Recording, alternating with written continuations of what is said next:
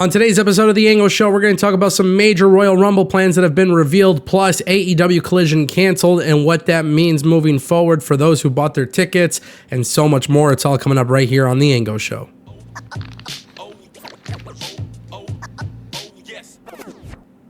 All right, first thing that we got on the list, guys, we're going to talk about Hulk Hogan. I don't even know if this is something that we should even take serious, but on CNN, one of the panelists, Scott Jennings, suggested that DeSantis considers none other than WWE Hall of Famer Hulk Hogan for his Senate seat if Marco Rubio becomes Secretary of State under the Trump administration. Obviously, I'm not here to talk politics with you guys, but I found this very fascinating because I don't know what the hell Hulk Hogan has done to necessarily be qualified for any sort of political role, let alone a seat at the Senate. But obviously, we have seen Hulk Hogan stand up at Trump rallies. He's been a spokesperson and he has endorsed Trump. And, it's just one of those things where, some of these people do it obviously for the benefit of potentially getting, what comes with it, which is the clout and stuff like that. But Hulk Hogan possibly getting into politics, I don't know. Something really weird about it. I just thought it was really weird and random. And if I have to hear about it, then I guess you guys do too. Again, I don't know what Hulk Hogan's political beliefs are or anything like that, nor do I really care. I just thought that was a really, really strange situation. So I felt like bringing it up. All right, let's move on away from that. Randy Orton and Kevin Owens breaking kayfabe, despite the fact that they're in currently one of the hottest storylines in the WWE right now. Videos are surfacing on social media with Kevin Owens showing Randy Orton his brand new Lamborghini. And of course, this is generating a ton of conversation on social media as to whether or not this should be allowed because of the fact that they are currently in one of the hottest feuds in professional wrestling. I'm one of those guys where I don't care necessarily about protecting kayfabe, but that's also not really, I don't think it really matters what I think, right? Like, I'm not in the business. I'm not a wrestler. I'm not a booker. I literally just talk about professional wrestling for a living. And I know there's a lot of people in the industry who probably don't like this, but I just think with social media being so prevalent, I think people really need to understand that pro wrestling is not being sold as like a legitimate sport.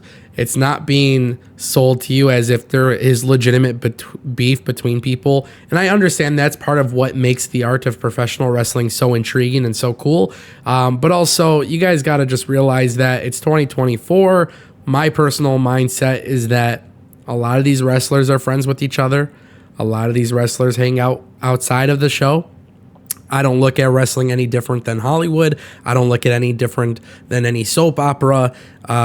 These are performers who are incredibly gifted, incredibly talented, but at the same time, too, they are in a scripted, predetermined sport. And that is completely fine because it is entertainment. And that's the way I look at it. Some people, for some reason, find that to be controversial. And to those, I simply say, that's okay. With Kevin Owens showing Randy Orton his new Lamborghini, I thought it was a dope-ass car anyway, so I'd probably be showing my friends if I had one, right? But as far as this breaking kayfabe or whatever it may be, I don't think it's really that big of a deal. I think a lot of people tend to make things like this a big deal, but I think that's just because a lot of people want to have some sort of fake outrage. Like I said, wrestlers hanging out with wrestlers, it is so common, and we have seen far more worse than this, so this is definitely not a big deal, and I think if you're one of those people making it a big deal, that's really a shame, because it's really not. All right, guys, let's talk about AEW Collision. This is really strange because it just happened pretty much out of nowhere. And if you guys don't know what I'm talking about, AEW Collision for December 7th in Columbus, Ohio has been canceled according to the official website for Nationwide Arena. They announced that the December 7th event has been canceled. They said the event was originally scheduled for December 7th.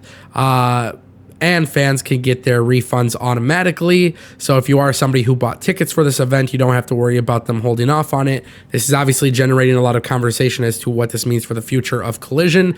Is it being taped ahead or whatever it may be? There hasn't been any confirmation at the time of this recording, but from what I am gathering, And from what I'm hearing specifically, it sounds like AEW is having a different venue, and that's simply all it is.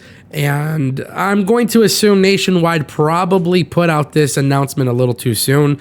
Truth be told, they probably shouldn't have announced it until the venue change was secure or ready to be announced.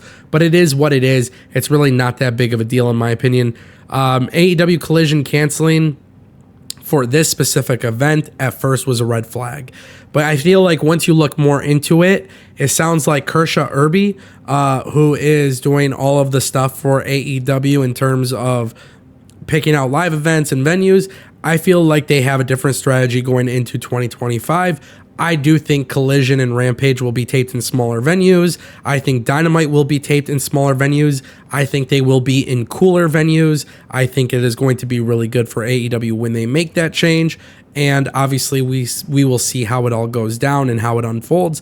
But we'll leave it at that. And ladies and gentlemen, that brings us to our final story.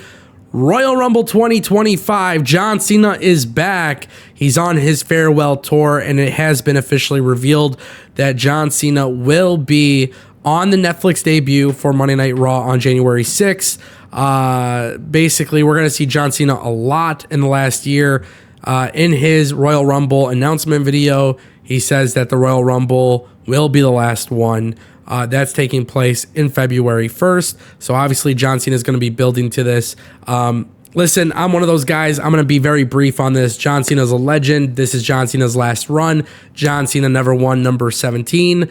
I don't know what the plan is for WrestleMania, but John Cena also posted a picture of Cody Rhodes as Stardust on Instagram. John Cena's doing a fantastic troll job.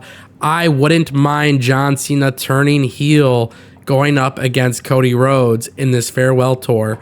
In fact, what I would do is actually have John Cena turn heel to win number 17. And then once he turns heel to win number 17, Cody Rhodes can beat him back. And that could be the official passing of the torch from John Cena to Cody Rhodes.